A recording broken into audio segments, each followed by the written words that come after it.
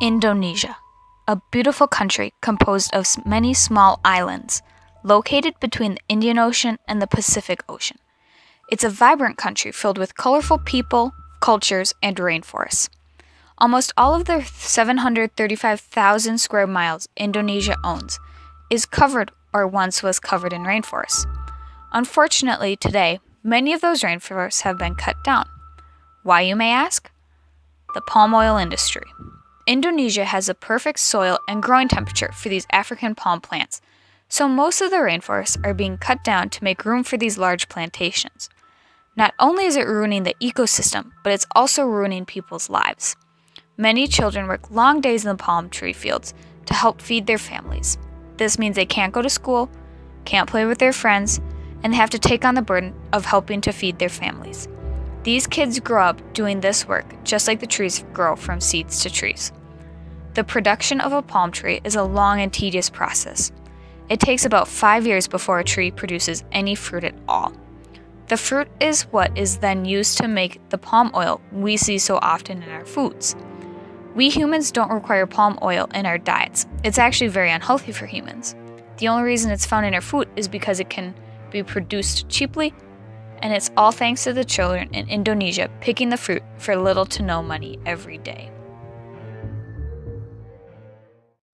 Okay, so first can you tell me your name and what you do for a living? Yes, I'm Deborah Levison, and I'm a professor at the Humphrey School of Public Affairs at the University of Minnesota. Okay, and today we're going to be talking about child labor in Indonesia and mainly around the palm oil industry.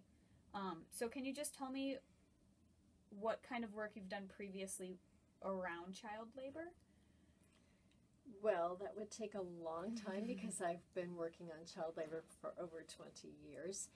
Of child labor, and that's what you're talking about in Indonesia, right? Where it's it's quasi-slave labor, or slave labor really, essentially, yeah. And it's abusive. So that's what's called the worst forms. Unfortunately, the worst forms of child labor are very common in Indonesia palm plantations. Children as young as 8 are forced to work on these secluded plantations. The seclusion of the plantations is a problem in and of itself. Palm oil plantations are normally set back and far away from cities or towns, making it impossible for children to have access to healthcare and education and basic needs like a grocery store or clothing store.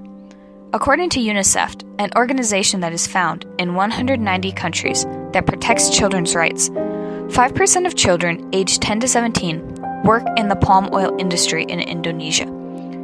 This may seem like not a lot, but the USA's child labor rate in 1930 were 5%, and everyone had a farm back then.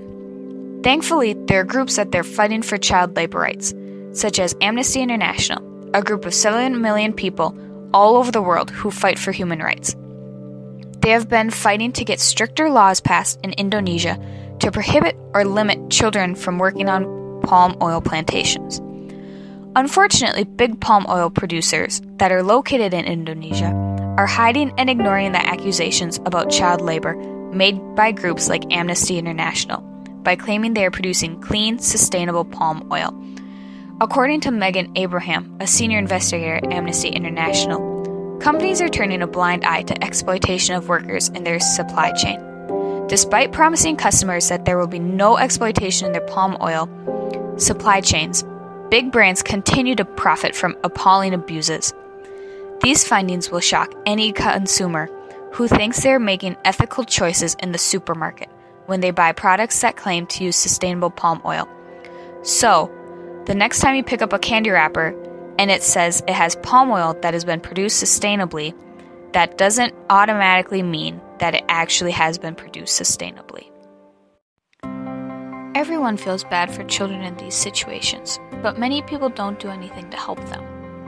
I'm challenging you to try only eating foods that don't have palm oil in them for one day. That's just 24 hours, 1,440 minutes, 86,400 seconds that you don't eat something processed. If that becomes too easy, try 2 days. If that's too easy, try 1 week. It may seem like you can't make a change just by not eating that Kit Kat bar. But if everyone in the US didn't eat that one Kit Kat bar on that one day, just think of what kind of change we could make in these young kids' lives.